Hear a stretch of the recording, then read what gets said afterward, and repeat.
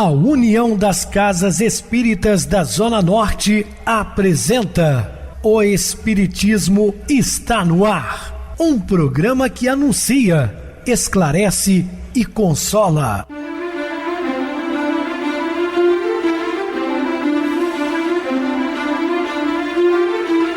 Não se turve vosso coração.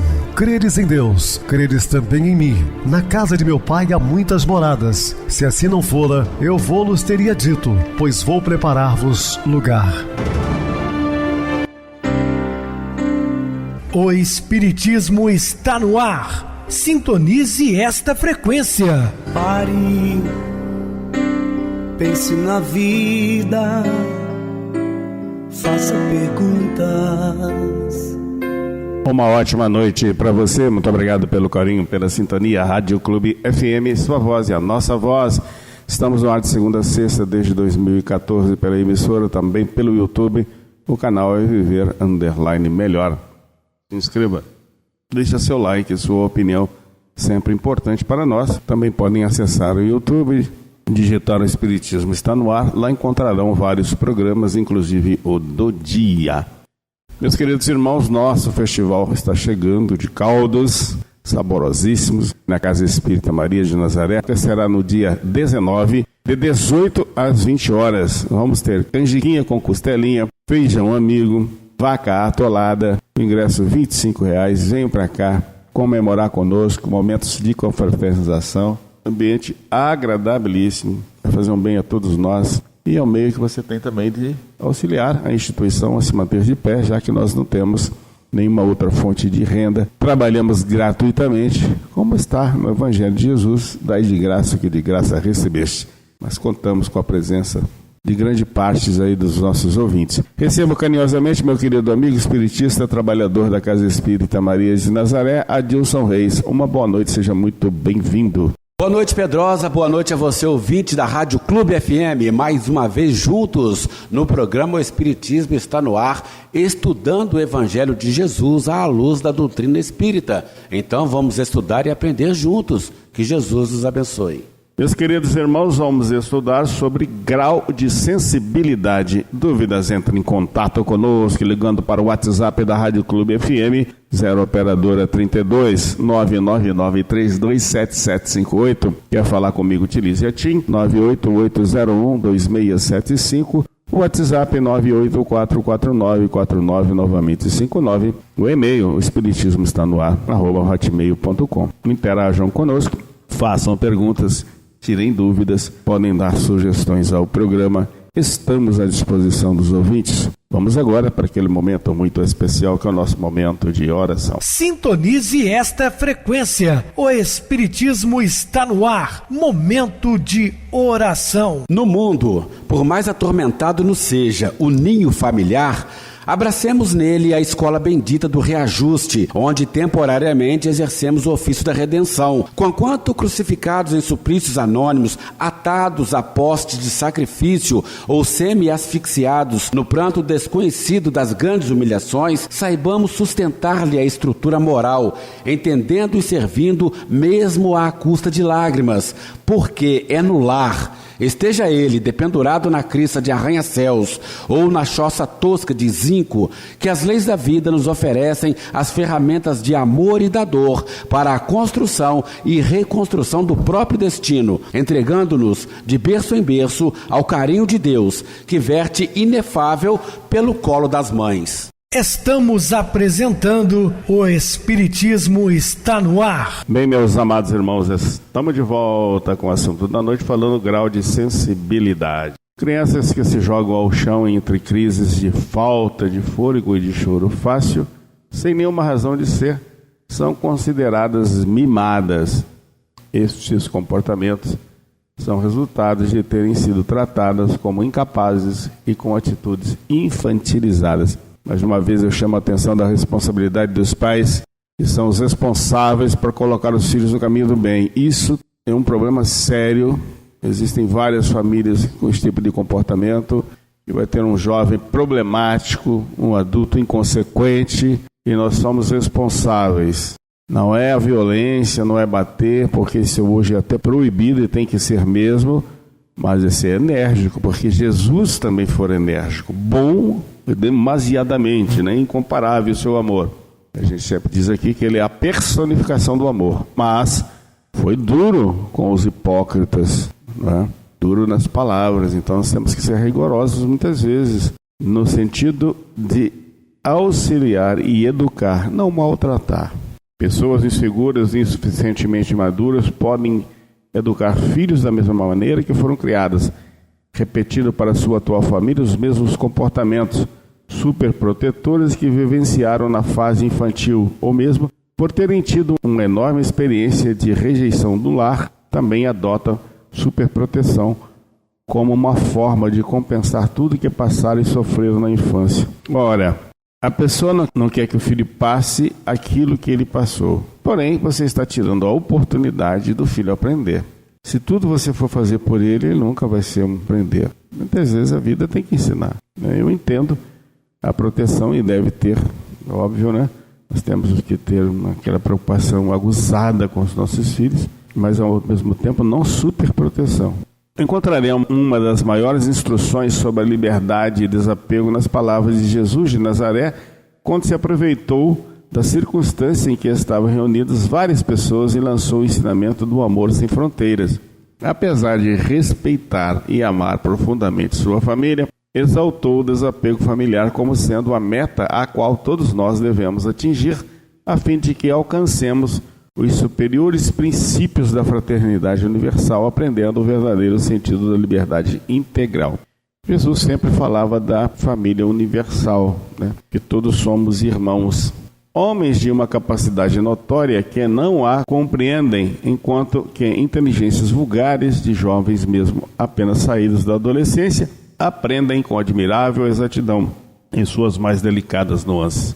Capítulo 17, item 4 do Evangelho segundo o Espiritismo. Então, esse grau de sensibilidade, ele independe às vezes de muita cultura, né? Quantos companheiros que nós, letrados, com várias faculdades, né? Com doutorados inclusive, se fala de Deus com ele, é a mesma coisa que nada. São materialistas extremados, enquanto pessoas simples, né? Têm uma fé inquebrantável. Na realidade, são homens sensíveis, todos aqueles que aprenderam a focalizar intensamente a essência das coisas. Sabem sintetizar e observar sem julgamentos prévios as ocorrências e assuntos, examinando-os como eles os são realmente, adquirindo uma lucidez e discernimento cada vez maior das misérias ou objetos a serem observados. Sensibilidade é patrimônio do espírito que já atingiu um certo grau de percepção e detecção proveniente do âmago dos fatos.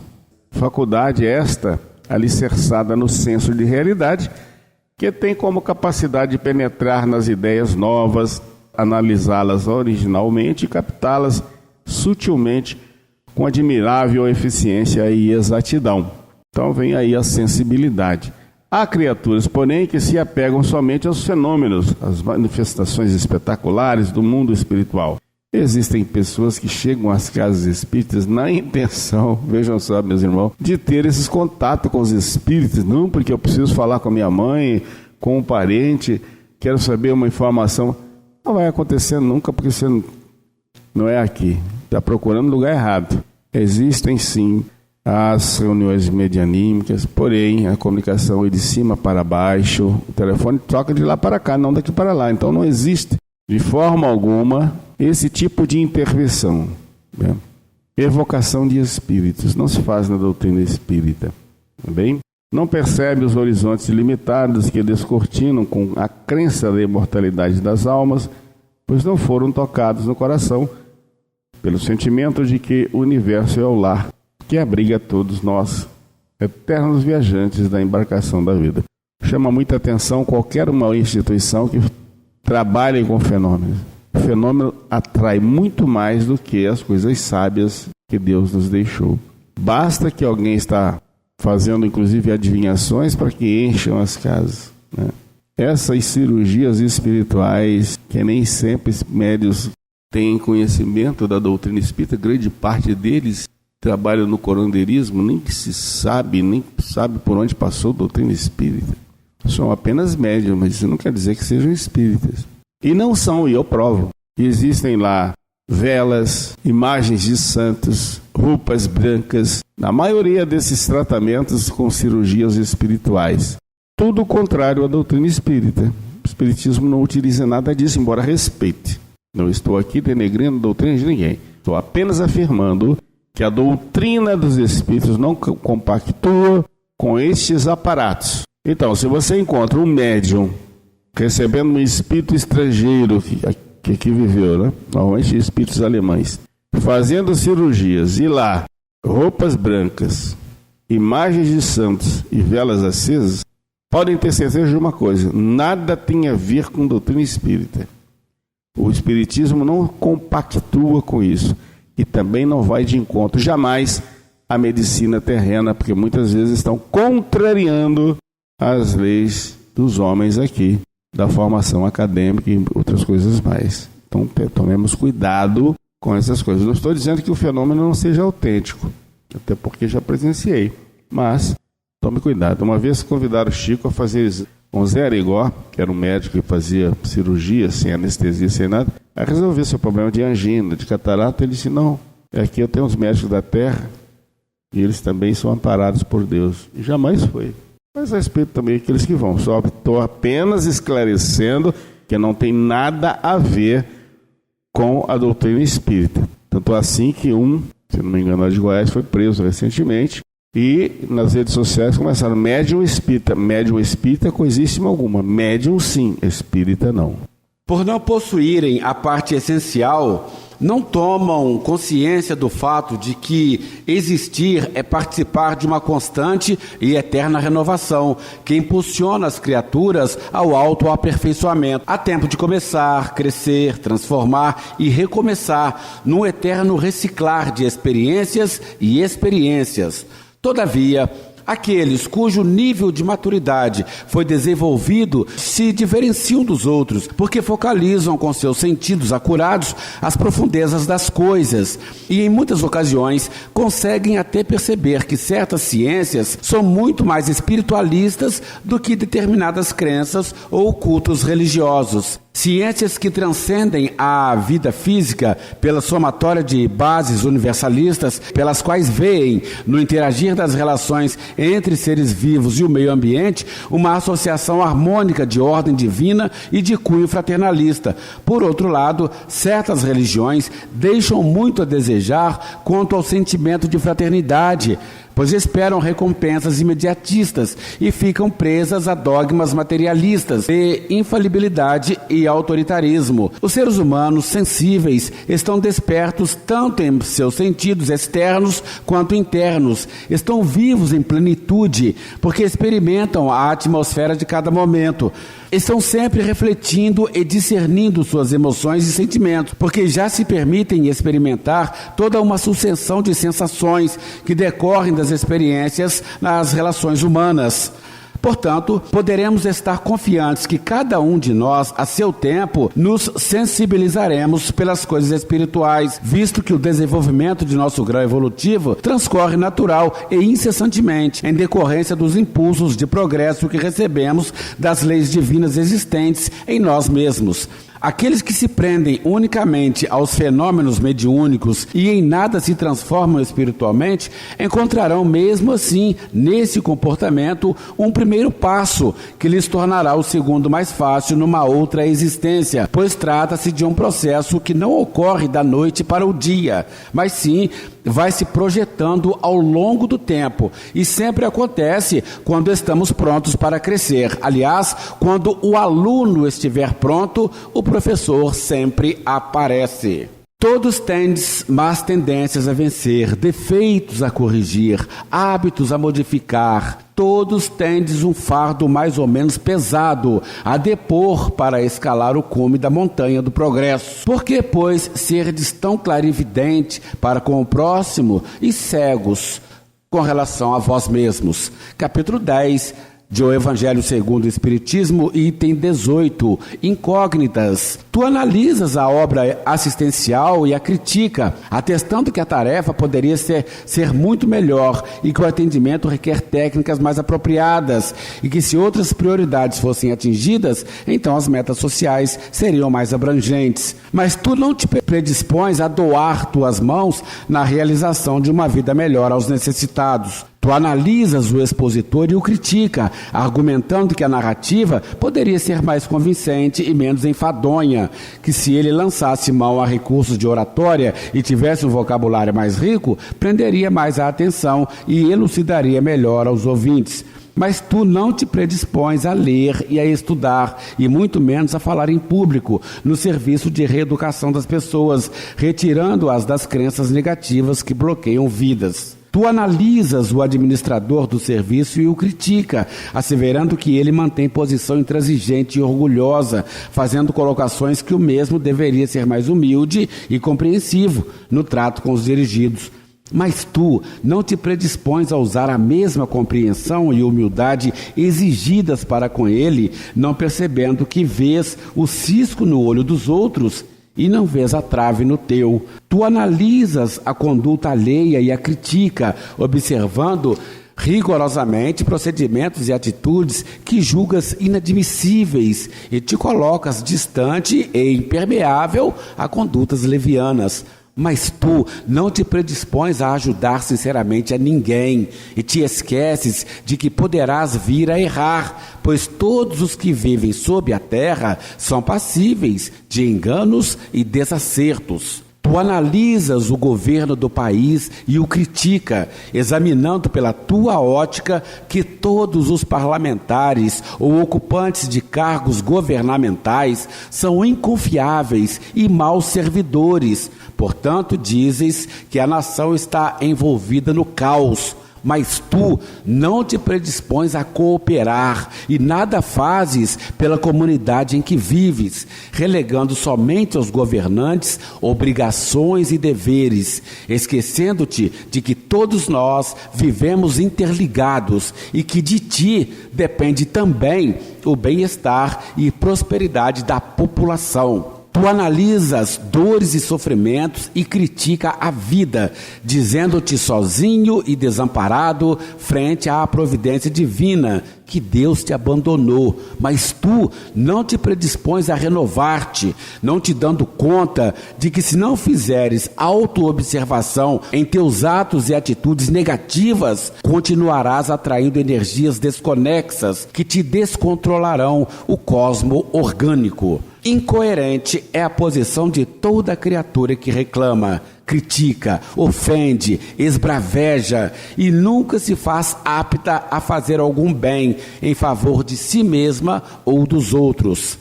Perplexos ficamos todos nós frente às rogativas das pessoas que solicitam ajuda com os lábios e nunca com ações, que muito pedem e nunca doam, que somente visualizam as necessidades próprias e nunca veem a vida como um ritmo cósmico que está interconectado com todas as coisas, de maneira que o todo é mantido pelo apoio das partes. Examinemos, pois, com profundidade nossas críticas, porque elas dificultam a transformação e o progresso de nossa existência, se não forem estruturadas na reflexão e na reparação de nossos feitos. Para que tu não sejas uma incógnita frente à vida que Deus te proporcionou, não faça críticas por crítica, mas sim realizes como e quanto puderes, sempre em tua órbita de possibilidades, para que a prosperidade seja uma constante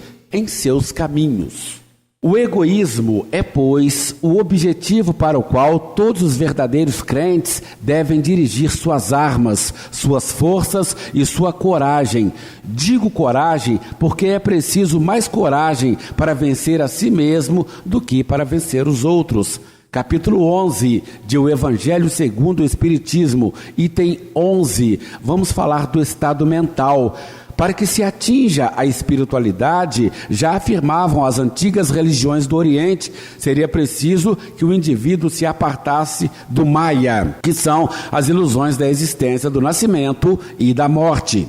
Para que pudessem conquistar o Nirvana, diziam que seria imperativo extinguir todo o desejo de ser, aniquilando assim o ego, que é a individualidade exaltada e distraída pelas fantasias do mundo. Ao mesmo tempo, encontraremos Jesus Cristo, instruindo-nos que para alcançarmos o reino de Deus é preciso nos despojarmos do egoísmo, o terrível adversário do progresso espiritual.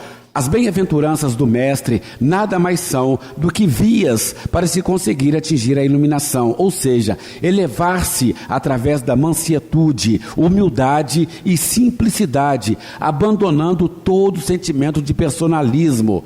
Recentemente, a moderna psicologia tem toda uma atenção voltada para que as pessoas entrem em contato com a realidade e terminem com suas ilusões, que são as causas da distorção de nossa visão e percepção de nós mesmos para com os outros. O Maya das religiões orientais era tudo que impedia as almas de atingir o estado de bem-aventurados, também conceituado como Nirvana ou Reino dos Céus, conforme as diferentes denominações e crenças religiosas. É realmente a ilusão de satisfazermos os próprios interesses em detrimento dos interesses dos outros que caracteriza o estado de egoísmo, um conjunto enorme de ilusões que nos tira do senso de realidade e de uma compreensão mais acurada de tudo e de todos. Não devo ser contrariado, preciso controlar os outros, sou dono da verdade, nunca poderia ter acontecido comigo. São atitudes ilusórias, herdadas por nós outros, de crenças despóticas e prepotentes, filhas da egolatria, ou seja, do culto ao eu. As ilusões de tudo para mim ou tudo girar em torno de mim vêm do interesse individualista, resquícios da animalidade de onde evoluímos e fomos adquiridas por nós através dos contatos com os reinos menores da natureza, em priscas eras. A caça no mundo animal nada mais é do que o uso dos instintos de preservação e conservação. Felinos de grande ou pequeno porte, como por exemplo o leão e o gato, matam seres indefesos e cordiais, como o antílope e o beija-flor, para alimentarem unicamente a si próprios e suas crias. Não devem, porém, ser considerados como egoístas e cruéis, pois somente colocaram em prática os mecanismos atávicos de sua criação, frutos da própria natureza. O egoísmo e o orgulho têm sua fonte num sentimento natural, o instinto de conservação. Todos os instintos têm sua razão de ser e sua utilidade, porque Deus nada pode fazer de inútil. Em quase todas as crianças é perceptível a necessidade exclusivista de atenção dos pais em torno delas, como centro de tudo e de todos, quando aparece a simples presença de um segundo filho do casal no lar. É natural e compreensível o aparecimento do impulso egóico. O medo de perder suas satisfações, cuidados e compensações psicoemocionais faz com que a criança, nessas condições, use o instinto de preservação, a fim de conservar o carinho, o afago e o amor, antes somente voltados para ela, agora, porém, divididos com o novo irmão. O denominado ciúme ou egocentrismo infantil não poderá ser considerado anormal, desde que não tome proporções alarmantes. É uma reação inata frente a situações verdadeiras ou imaginadas, de perda de afeto, podendo existir sutilmente disfarçada ou claramente demonstrada. Nas criaturas que desenvolvem seus primeiros passos junto ao aperfeiçoamento ético-moral, a tendência egoística é um estado natural e instintivo, própria do seu grau evolutivo, e não um defeito de caráter incompreensível, nem uma imperfeição de índole humana inexplicável. Esse sentido, encerrado em seus justos dos limites é bom para si. É o exagero que o torna mau e pernicioso. Como o feto necessita, por determinado tempo, do cordão umbilical ou até mesmo da placenta para sua manutenção, assim também a humanidade transformará gradativamente esse impulso inato e ancestral adquirido através dos séculos e séculos na luta pela sobrevivência nos estágios primitivos da vida. Essa mesma humanidade absorverá no futuro atitudes mais equilibradas e coerentes com seu patamar evolutivo, aprendendo a usar cada vez melhor seus sentimentos ante somente instintos. Dessa forma, entendemos que o egoísmo, esse agrupamento de ilusões de supremacia, existirá por determinado período de tempo nas criaturas, até que elas consigam se conscientizar de que a atitude de lavar as mãos de Pôncio Pilatos, isto é, consideração excessiva aos seus interesses pessoais, agindo arbitrariamente, trará sempre desilusões e obstrução na percepção do mundo em que vivemos.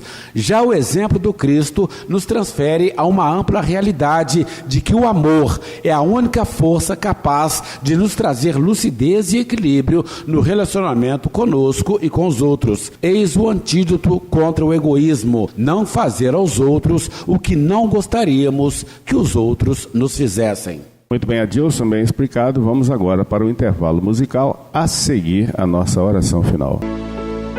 Quando estamos preparados. A lei de amor governa os mundos. A sabedoria divina condiciona o chamado ao dever no momento apropriado. Nunca antes, nem demasiado tarde. A lei de causa e efeito, subordinada à lei de amor, e refletindo a justiça divina, estabelece que a colheita da lavoura de nossos feitos obedece à semeadura empreendida em dias próximos ou longínquos.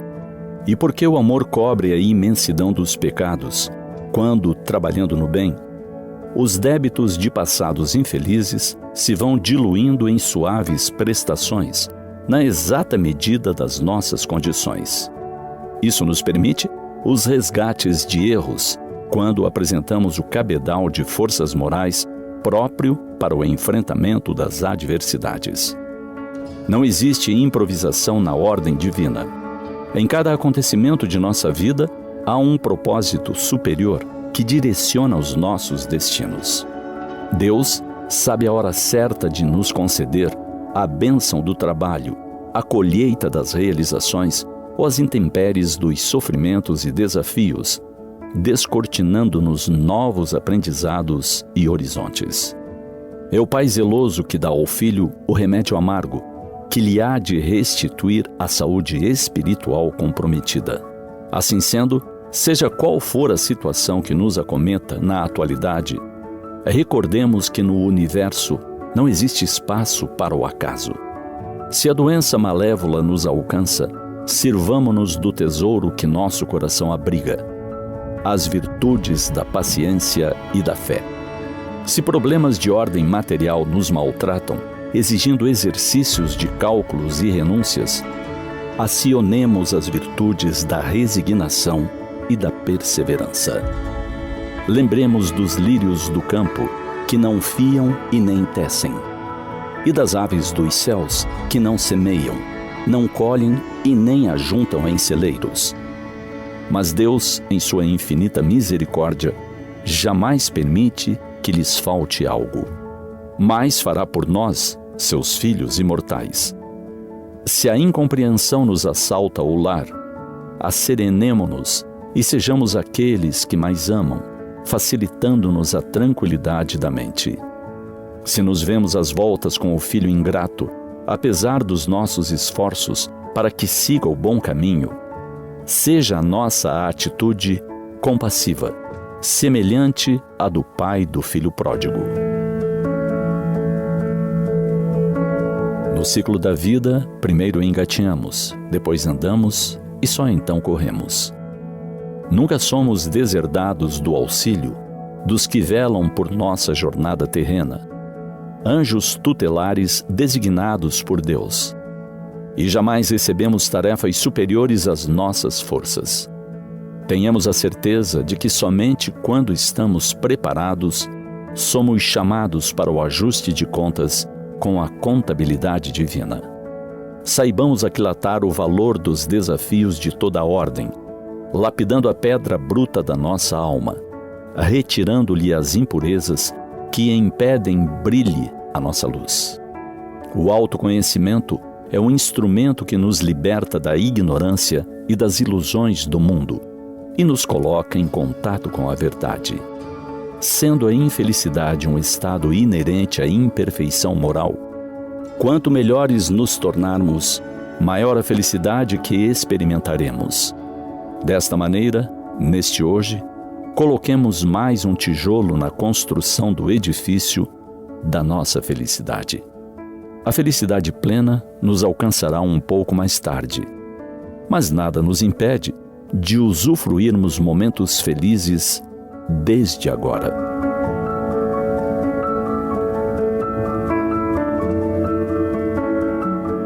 Sintonize esta frequência. O Espiritismo está no ar. Momento de oração. Senhor Jesus, Mestre Divino, estamos trabalhando na sua seara já há alguns anos, Senhor. E graças a Ti e a Deus, a espiritualidade maior, tem sempre nos auxiliado, nos ajudado a chegar onde chegamos. Porque é uma bênção divina falar do Seu amor a todas as criaturas que precisam de paz. Como sempre afirmamos, não uma paz no mundo, mas essa paz que pode nos dar esperanças renovadas, fé inquebrantável e a certeza da imortalidade da alma. Em Seu nome, Senhor, dessa pleia de espíritos superiores que nos assistem, rogamos a Ti o amparo para todos os nossos queridos irmãos ouvintes. Graças a Deus. Meu querido irmão Adilson, suas despedidas? Mais uma vez, Pedrosa, muito feliz pela participação nos programas que nós fazemos aqui na casa e, mais uma vez, muito feliz por participar do programa de hoje. Então, estaremos dispostos a outras oportunidades. Eu agradeço a todos pela companhia, desejo a todos uma boa noite, muita paz, que Jesus nos abençoe. Boa noite para você, Adilson, muito obrigado pelo apoio aqui no programa. Boa noite também a todos os amados irmãos ouvintes do YouTube, internautas do Brasil e do exterior, nossos irmãos da Zona Norte e de Juiz de Fora que nos acompanham com a rádio local 87,9 Rádio Clube FM. Continue ligados ouvindo a nossa próxima atração, o programa Batidão com o DJ Tico, a seguir na voz de Ailton Moreno, Encontro Central. Boa noite a todos e até amanhã, se Deus quiser.